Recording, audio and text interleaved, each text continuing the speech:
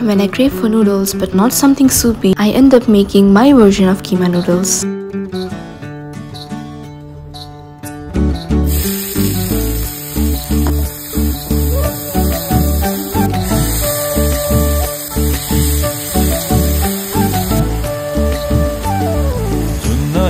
तिमलाई हेरौँला फुलै टिपी तिमलाई सजाउँला जुन हेरी तिमलाई हेरौँला हेरौँला फुलै टिपी तिमलाई सजाउँला भन के हो नाउ तिम्रो कहाँ होला गाउँ तिम्रो कुनै हो र बाउ तिम्रो र को हो र भोकी आम्ला पञ्चे बाजा पुजारी निलेर आज